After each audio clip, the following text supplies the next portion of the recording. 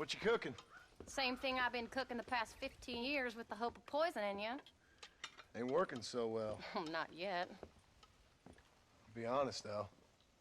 Tastes bad enough to kill a man. I never was much of a cook, but I did try to be a good wife. And you have been. Given what we was and what we came from, I think we've gone and done okay. I look at Jack. I look at him, and I think we've been blessed. Maybe he can be something more. He's a good kid. He can be whatever he wants to be. He ain't gonna be no frontier gunslinger killing and running those gang, though. That way's over. Railroads and government and motor cars and everything gone and done away with all that. And he ain't gonna marry no orphaned working girl running with a bunch of hucksters, neither. If he meets one like you, I hope he'll marry her. Stop. For an illiterate gunslinger, you sure know how to make a girl blush. God damn crows! John! You have got to go deal with them. They've broken into the silo again and are eating all the corn out from it. Of course, my angel. Wait, get out of there. All right, all right. Come on. Scat. Shh.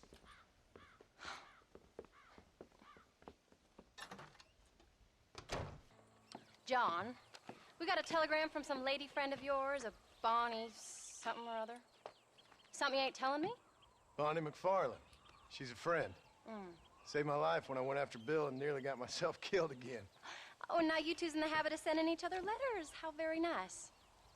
It weren't nothing like that. What's it say? I don't know. I can't... Well, you know I can't read. Give it here. You read that thing out loud? I ain't hiding nothing. Dear Mr. Marston, stop. Need corn sacks. Stop. Emergency. Stop. Weevils and moths ate entire county supply. Stop. Can you help? Not exactly the most romantic request now, is it? I guess not. She saved your life, you say? Yes, ma'am.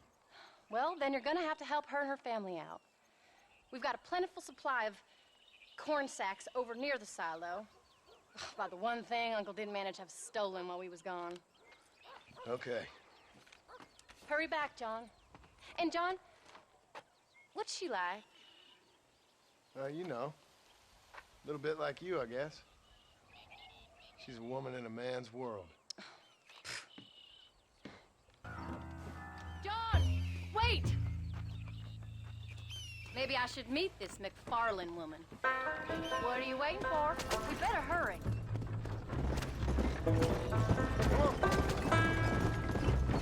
I don't think I can let you go off again without me. Fair enough. I'm glad of the company. You only had to ask. Ask? I was waiting for you to ask me. I thought you'd want to keep an eye on the boy. Oh, while you were off cavorting with cowgirls in the next county? I don't think so, John Marston. You only just got home. That Jack has seen enough of me for a lifetime. So, is she married? This Bonnie McFarland? No. What does she look like? I don't know. Pretty normal, I suppose. Normal? What? Normal like me? No. Normal as in 2 eyes, mouth, nose, that kind of normal.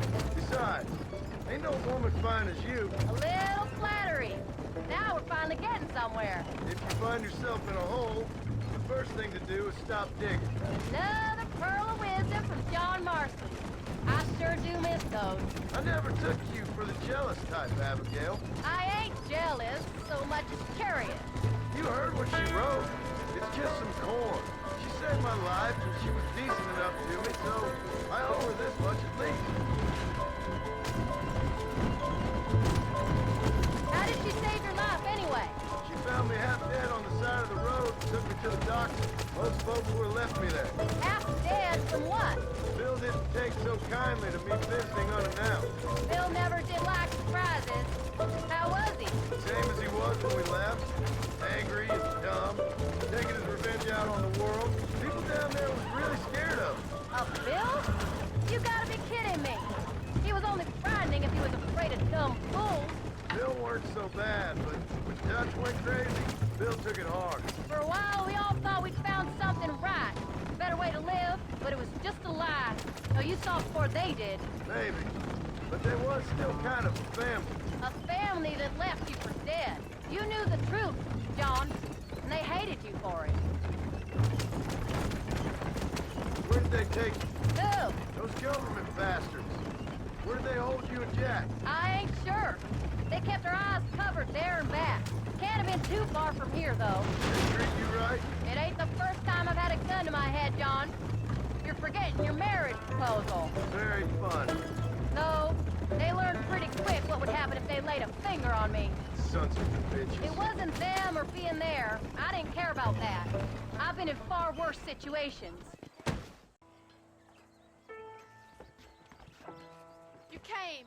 Thank you so much. We lost the entire harvest. Miss McFarland, I'd like you to meet my wife, Abigail. Oh, ain't you quite the gentleman all of a sudden? It's a pleasure to meet you, Mrs. Marston. Likewise. Thank you for saving my husband's life. And for teaching the miserable goat some manners, among other things. I didn't teach him anything. I know better than to try to change a man. You should meet my father. Oh, people can change, Miss McFarland. John and I have to believe that more than anybody. This is a decent first harvest for you, John. You should be proud. That's good land you got there. How are you feeling, Mrs. Marston? From what your husband told me, it must have been awful for you. I've been through worse, and I knew he'd be back before too long. He can't cook a meal to save his life. Abigail, in my darkest hours, when I was most homesick, just the thought of one of your rat meat stews kept me pushing forward. Well, about as amusing as a weeping saddle sore, ain't he, Miss McFarland? If you're gonna start yammering about women's work, John, I'd say you might be in the wrong company. I'd say so, too. I never felt so outnumbered.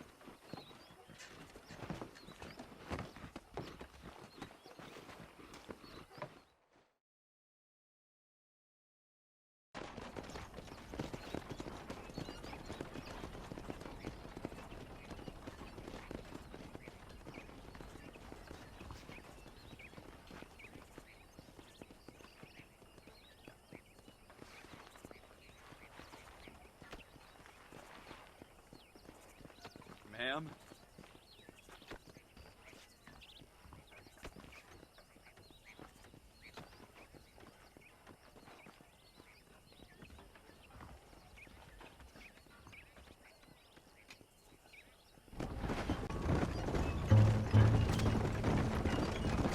So that was the famous Bonnie.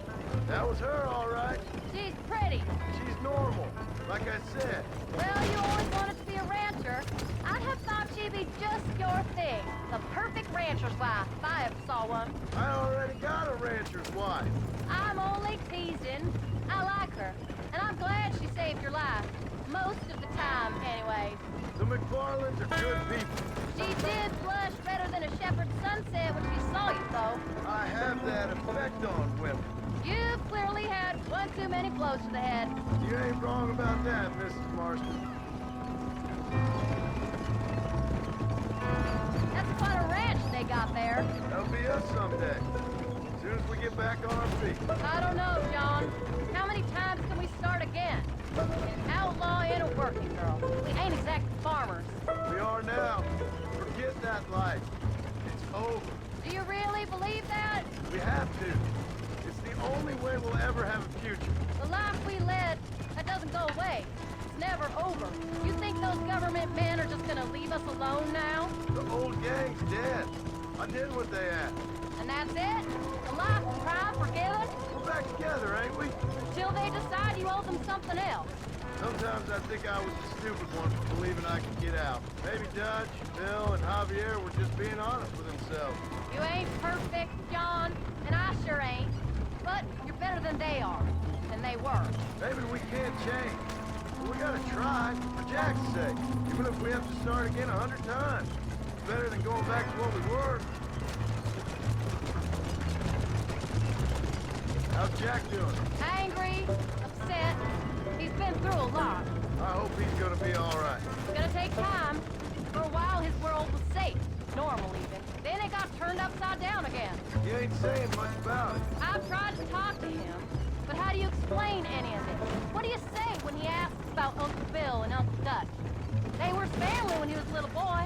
He hides away in those books of his. Wouldn't you? It ain't like the real world's done him many favors. He's just been kidnapped. He grew up with the gang. That's no life for a boy. We did our best to protect him. Come on, John. He saw things no boy should see. Well, now we got a chance to make it right.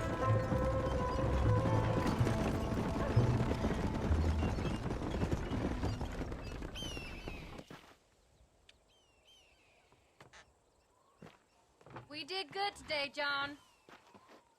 I guess I better go fix us something to eat.